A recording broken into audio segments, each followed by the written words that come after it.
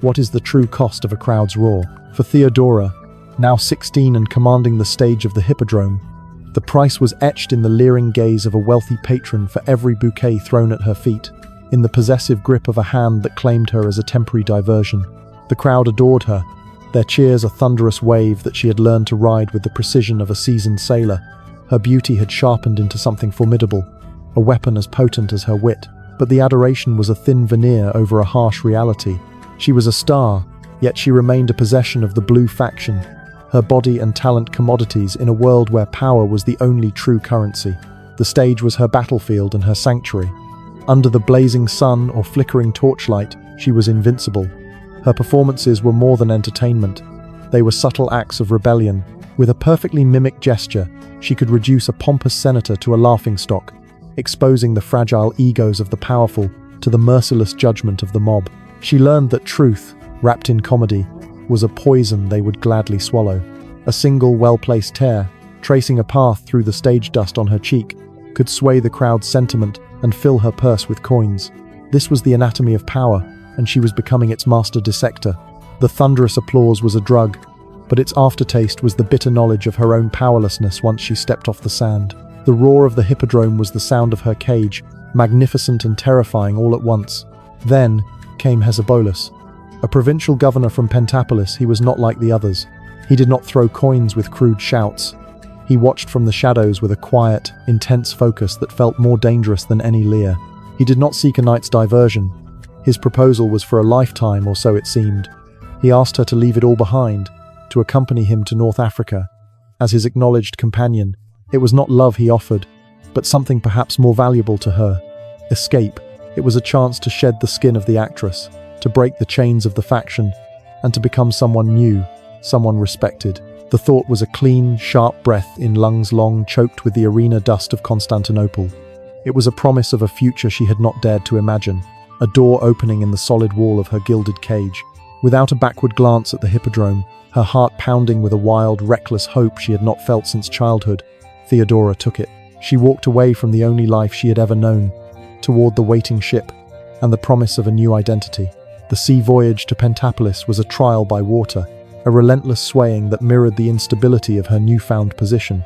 The ship carved through waves like dark liquid mountains, the salt-scoured air a stark contrast to the familiar, human scent of Constantinople. Initially, the novelty of the journey and the respect afforded to her as Hesebolas's companion acted as a balm. In the provincial capital, she was treated with a deference she had never known, her every need attended to by silent servants. She walked through sun-baked courtyards and dined under the stars, and for a fleeting season, the cage of her past felt truly, irrevocably broken. She allowed herself to believe in the mirage of a secure and dignified life. But governors are recalled as easily as they are appointed.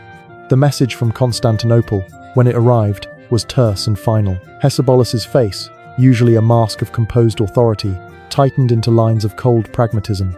The preparations for departure were swift, efficient, and utterly excluded her. The silks he had bestowed were packed away in his chests, not hers. The promise of a new life, so vividly real just days before, curdled in an instant into the familiar, acrid taste of a concluded transaction. She was not a partner to be taken home. She was a mistress to be discarded. The dream of escape revealed itself as merely a longer, more scenic route to the same old betrayal. He left her on the docks of Alexandria as one discards an empty wineskin. The great harbour was a chaos of shouting stevedores and shrieking gulls. The ship that had carried her to this moment now turning its sails toward the horizon, toward his home and his legitimate life. He did not look back.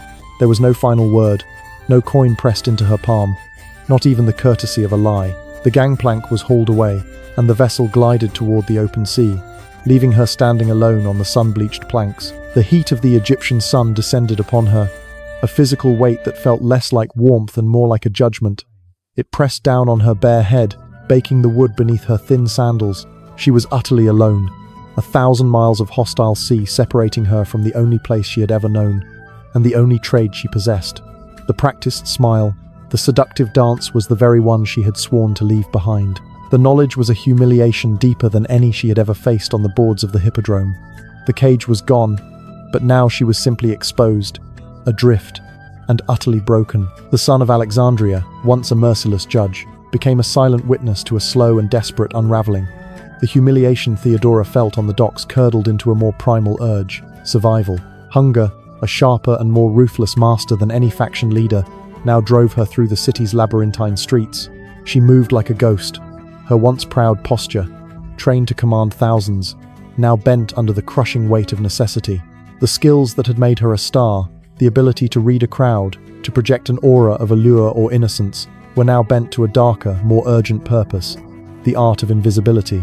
She learned which bakeries might spare a stale crust at day's end, which alleyways offered uneasy shelter from the night watch, and which glances to avoid to escape notice. The roaring applause of the mob was replaced by the constant, gnawing emptiness in her belly, a far more honest and brutal critic. Her wandering feet, guided by a despair deeper than any she had known, eventually led her to the steps of a small, unassuming chapel, tucked away from the city's grand thoroughfares. It was a refuge for the monophysites, Christians who believed in the single divine nature of Christ, a doctrine at odds with the official orthodoxy of Constantinople.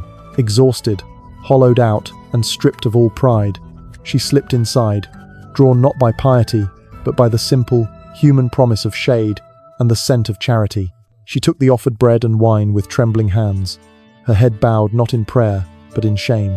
Yet, as she lingered in the cool, dim stillness, something unexpected happened.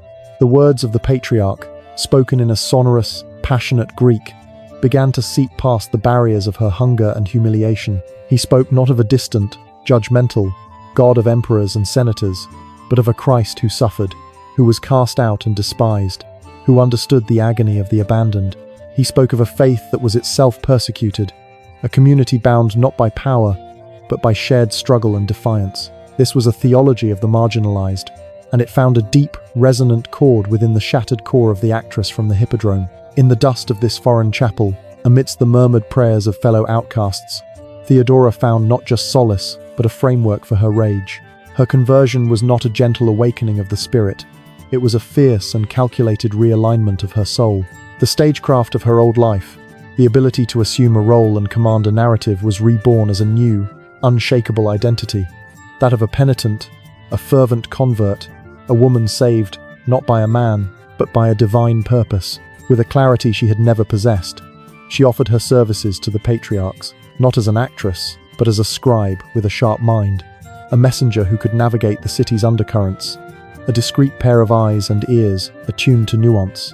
Her intellect, long applied only to comedy and the dissection of human vanity, now hungrily absorbed the intricate, deadly webs of theology and power that connected the altar to the throne. In the back rooms of the chapel, she listened to the whispered strategies, learning how doctrine could sway emperors, how patriarchs manipulated politics, how the church and state were a single, coiling serpent of influence. She filed away every name, every grievance, every ambition, understanding that this was a different kind of stage, but the players were the same. The hunger in her belly was gradually replaced by a different, colder hunger, a thirst for influence, for security, for a power that was rooted in knowledge, and that could never, ever be abandoned on a sun-baked dock. The journey back to Constantinople was a pilgrimage of a different kind. The ship that carried her was a humble merchant cog, its timbers groaning with the weight of grain and one woman's iron resolve. Theodora stood at the rail, no longer a desperate passenger but a strategist, gazing toward a battlefield. The salt spray on her face felt like a second baptism, washing away the last vestiges of the woman she had been. She was returning not to the life she had fled, but to a stage of her own meticulous design. The city that had once been her cage was now her chessboard. She knew its noises, its smells, its corrupt heart, and she knew, with a certainty that settled deep in her bones, that she would not be a piece to be played again. She would be the player. The woman who returned to Constantinople in Numtramhaimui High AD was a creature remade, her spirit forged in the fires of betrayal and tempered by a faith of defiance. This was not the same woman who had fled with Hesebolas. This was a sovereign of her own destiny, waiting for the empire to realize it. With a few coins saved from her work in Alexandria, she secured a small, unadorned house in the shadow of the great palace, a calculated choice. Humility was her new costume, and she wore it with a master performer's precision. In the center of that sparse room, she placed a spindle and a distaff. Each day, Theodora would sit by the window, her hands once trained for the fluid, captivating gestures of dance now mastering the rough, repetitive rhythm of spinning wool. The coarse fibers chafed her palms, a daily penance and a constant reminder of her chosen path. To any observer, she was a picture of respectable piety, a woman who had turned from sin to virtuous toil, but her eyes, when she lifted them from the wool, were those of a strategist surveying a battlefield. She noted the comings and goings of palace officials, memorized guard patrols, and observed the routes of senators. The whirring spindle was the sound of her patience, a measured ticking as she waited for the right moment to be seen. That moment arrived with the rhythmic, unmistakable cadence of imperial footsteps. Justinian, nephew to the Emperor Justin, was a man known for his severe intellect and consuming dedication to law and order. He was a force of administration, not of passion. As his procession passed her door, Theodora did not rush to the window or feign distraction. She remained seated, her hands stilling only as his shadow fell across her threshold. Then, she lifted her gaze. It was not a demure glance or a bold invitation, but a look of direct, unflinching assessment.